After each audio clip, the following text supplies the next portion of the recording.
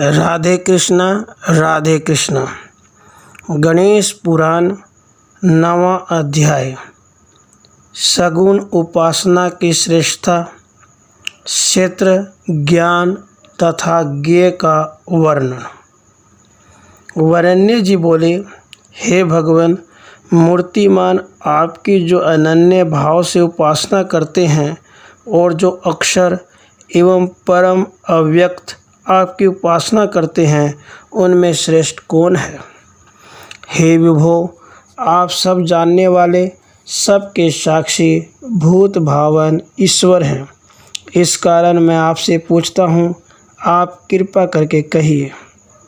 श्री गणेश भगवान बोले, जो भक्त मूर्तिमान मेरे भक्ति पूर्वक उपासना करता है, वह हृदय में मुझे धारण करने वाला अनन्य भक्तिवान मुझे मान्य है। संपूर्ण इंद्रियों को अपने वश में करके सब प्राणियों का हित करता हुआ, जो अक्षर, अव्यक्त, सर्वव्यापी और कूटस्थ स्थिर ब्रह्म का ध्यान करता है तथा जो जानने में अशक्य मेरी उपासना करता है, वह भी मुझे ही प्राप्त करता है। उसका भी मैं संसार सागर से उद्धार करता हूँ। अव्यक्त ब्रह्म की उपासना करने वाले जनों को अधिक क्लेश भोगना पड़ता है। जो व्यक्त स्वरूप की भक्ति से प्राप्त होता है, वही अव्यक्त की उपासना से होता है। थोड़ा जानने वाला भी यदि भक्तिमान हो, तो वह संपूर्ण विद्वानों में श्रेष्ठ है। इसमें मुख्य कारण भक्ति ही है। जो भक्ति विहीन होकर भजन करता है, वह चांडाल है, और जन्म से चांडाल होकर भी मेरा भक्ति पूर्वक भजन करता है, वह उस ब्राह्मण से श्रेष्ठ है। शुक आदि तथा सनक आदि ऋषिगण भक्ति से ही मुक्त हुए हैं, और भक्ति से ही नारद और चिरजीवी मार्कंडेय आदि मुझको प्राप्त हुए हैं। इस कारण भक्ति से मन और बुद्धि मुझ में लगानी चाहिए। हे राजन, भक्ति पूर्वक मेरा यजन करोगे तो मुझको ही प्राप्त होगे। हे राजन, यदि मुझ में अपना मन न लगा सको, तो अभ्यास योग से मुझे प्राप्त होने का यत्न करो। और जो यह भी न हो सके, तो जो कुछ कर्म करो उसे मुझे अर्पित करो। मेरी कृपा से तुम परम शांति को प्राप्त होगे। और यदि यह भी न कर सको, तो यत्नपूर्वक तीनों प्रकार के कर्मों के फल का त्याग करो। प्रथम, मुझ में बुद्धि लगाना श्रेष्ठ है, उससे ध्यान श्रेष्ठ है, उससे संपूर्ण कर्मों का त्याग श्रेष्ठ है, इससे अत्यंत श्रेष्ठ शांति है। जो अहंकार का त्याग करने वाला, ममता बुद्धि से रहित, द्वेष न करने वाला, सब में करुणा रखने वाला और लाभ अलाभ, सुख दुख, मान अपमान में एक दृष्टि रखने वाला है, वह मेरा प्रिय है। जिसको देखकर किसी को भय नहीं होता और जो मनुष्यों से भययुक्त नहीं होता है, उद्वेग, भय, क्रोध और हर्ष से जो रहित है, वही मेरा प्रिय है। शत्रु, मित्र, निंदा, स्तुति, हर्ष, शोक में जिसका एक चित्त है, जो मौनी, स्थिर चित्त, भक्तिमान और असंग है, वह मेरा प्रिय है। जो मेरे इस उपदेश का पालन करता है, वह त्रिलोकी में नमस्कार के योग्य है, और वह मुक्त आत्मा मेरा सदा प्रिय है। जो अनिष्ट की प्राप्ति में द्वेष और इष्ट की प्राप्ति में हर्ष नहीं करता तथा क्षेत्र और क्षेत्रज्ञ को जानता है, वही मेरा सबसे प्रिय है। वरेण्य जी बोले, हे गजानन, क्षेत्र क्या है और उसको जानने वाला कौन है? उसका ज्ञान क्या है? हे करुणा सागर, मुझ प्रश्न करने वाले को यह सब आप बताइए।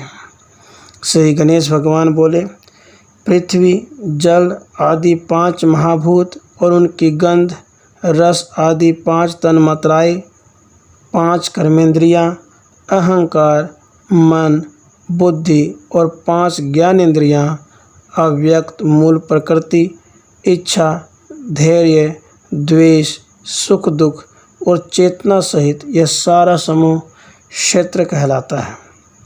हे राजन, उसको जानने वाला सर्वांतर्यामी सर्वव्यापक तुम मुझको जानो। मैं और यह समूह ये दोनों ज्ञान के विषय हैं।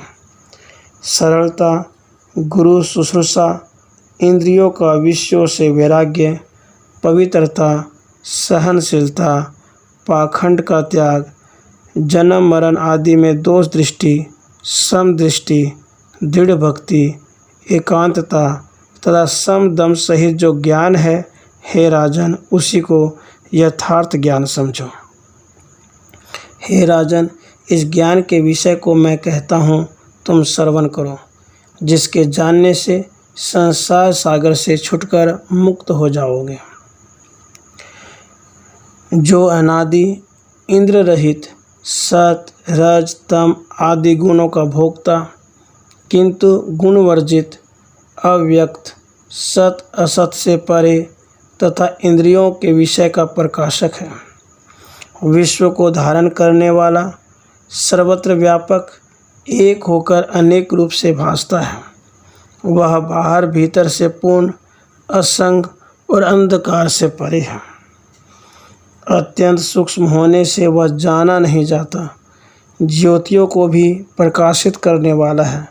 इस प्रकार ज्ञान से जानने वाले पुरातन पुरुष को ज्ञेय ब्रह्म जानो। यही परम ब्रह्म ज्ञेय है।